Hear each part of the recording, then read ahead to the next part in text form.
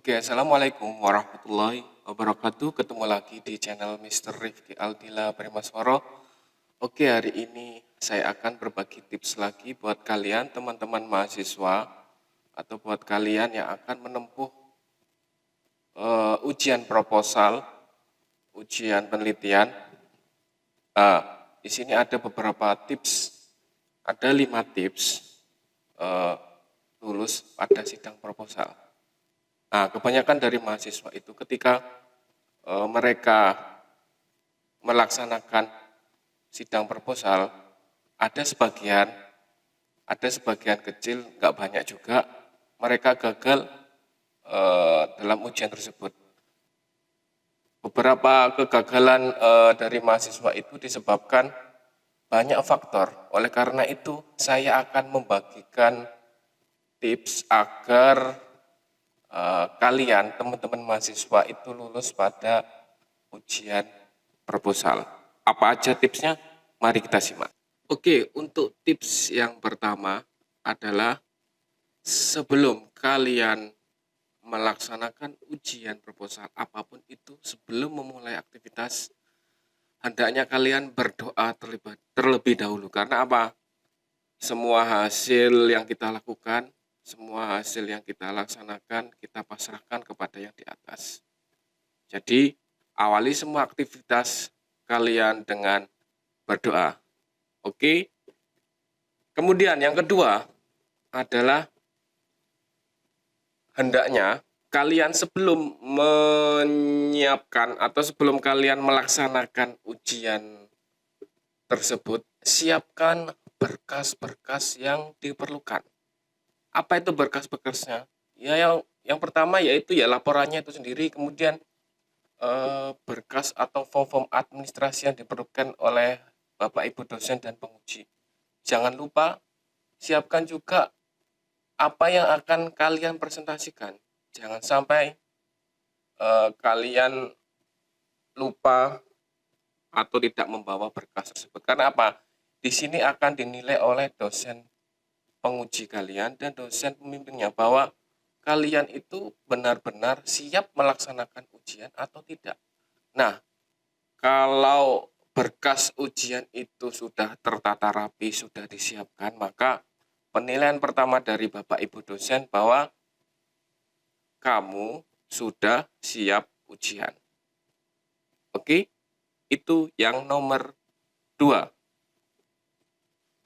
Kemudian yang nomor 3 apa? Yang nomor 3 ini wajib kalian perhatikan. Hendaknya kalian mempresentasikan hasil proposal itu ada waktunya maksimal. Kalau dari saya maksimal jangan lebih dari 15 menit. Karena apa? Jika sudah lebih dari 15 menit, khawatirnya dosen penguji dan dosen pembimbing itu merasa bosan. Jadi aturlah waktu, aturlah sedemikian rupa bahwa presentasinya tidak lebih dari 15 menit. Sepertinya itu hal yang harus kalian praktekkan. Sebelum kalian presentasi, silakan kalian dari PowerPoint itu kalian uji coba. Berapa menit saya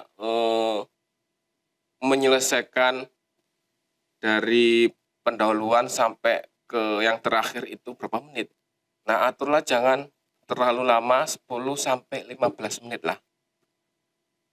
Nah, seperti itu. Kemudian pada waktu sidang proposal, jelaskan ketika dosen penguji atau dosen pembimbing menanyakan, jelaskan materi secara singkat, jelas, dan informatif. Kadangkala menjelaskan itu terlalu bertele-tele. Jadi usahakan setiap dosen menanyakan atau nanti dosen bertanya, itu jelaskan secara singkat, jelas, dan padat. Kemudian ini terkait presentasi atau PowerPoint-nya, jangan copy-paste dari laporanmu.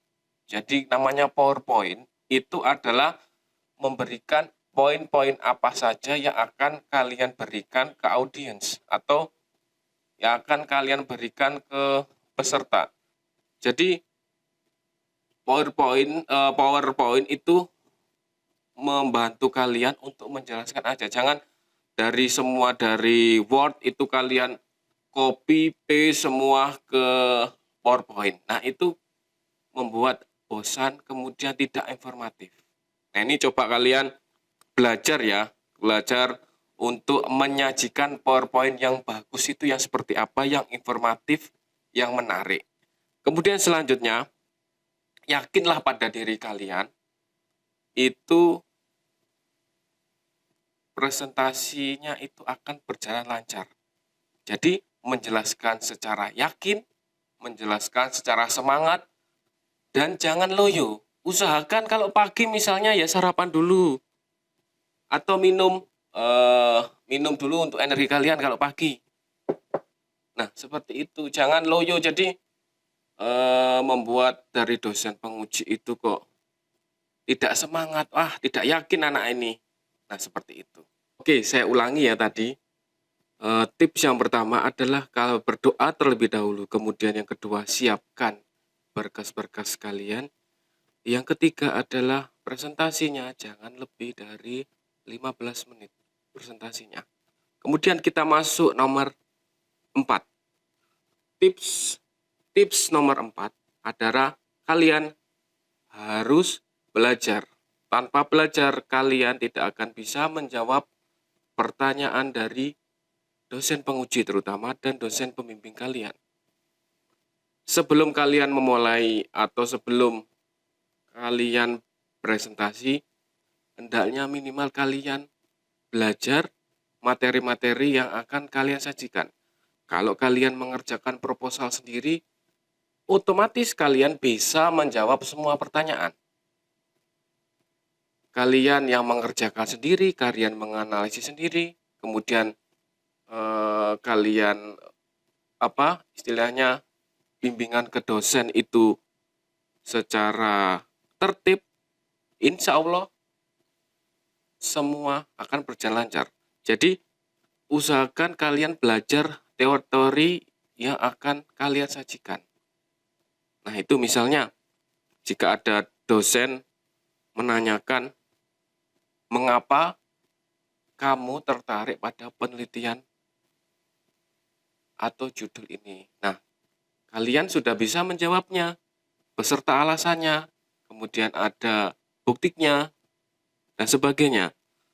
Kemudian selain itu kalian nanti jelaskan permasalahannya itu apa, kenapa kalian tertarik dengan judul tersebut, kemudian tujuan penelitiannya juga kalian jelaskan kepada dosen penguji.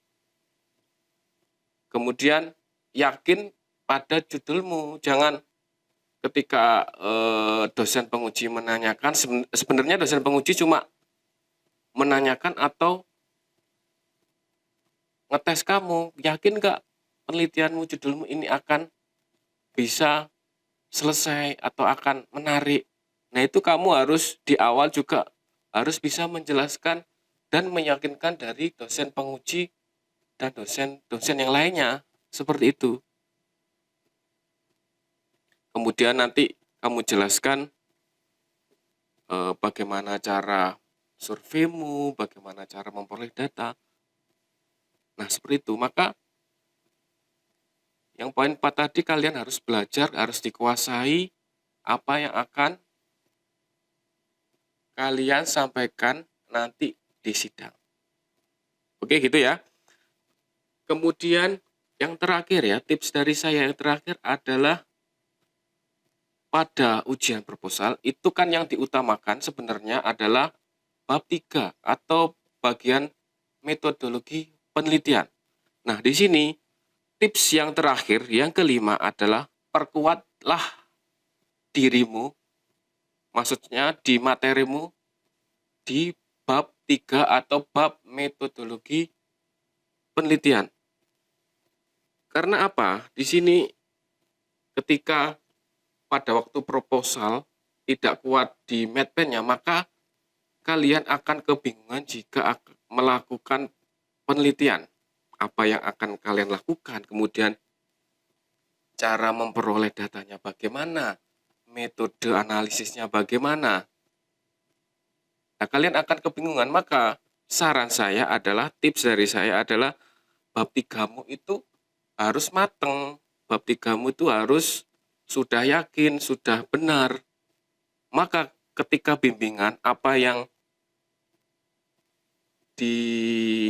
disarankan oleh dosen pembimbing pertama atau dosen pembimbing kedua, itu bisa kalian serap atau bisa kalian perkuat di bab 3. Teori-teori yang disarankan itu kalian pakai, jangan apabila ada revisi tidak ditambahkan, terutama di bab 3. Nah, seperti itu. Bab 3 itu kan berisi ada lokasi penelitiannya di mana, kemudian bagaimana cara memperoleh data, apakah dengan survei primer, survei sekunder, kemudian metode atau teknis surveinya bagaimana, cara kalian turun ke lapangan bagaimana, jika ada kuesioner bagaimana cara menanyakannya, berapa sampel, kemudian yang terakhir metode analisisnya yang digunakan untuk menyelesaikan permasalahan itu apa. Jadi harus jelas, ketika rumusan masalah ada 3 poin, maka di Medpen ya analisisnya itu ada 3 atau bahkan boleh lebih yang bisa menjawab dari rumusan masalah yang kalian bikin. Nah, seperti itu. Harus kalian perhatikan di bab 3-nya. Harus matang, harus mantap. Jika turun ke lapangan kalian sudah mantap, sudah oke, insya Allah penelitian berjalan lancar.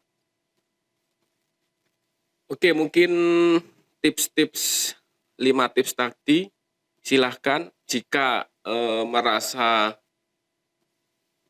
bermanfaat, silahkan kalian bisa praktekkan. Apa yang jelek dari saya silahkan dibuang saja. Terima kasih telah menonton.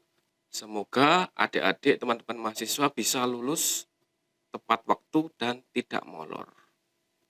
Tetap jaga kesehatan, tetap semangat. Selamat siang, selamat pagi, selamat malam. Wassalamualaikum warahmatullahi wabarakatuh.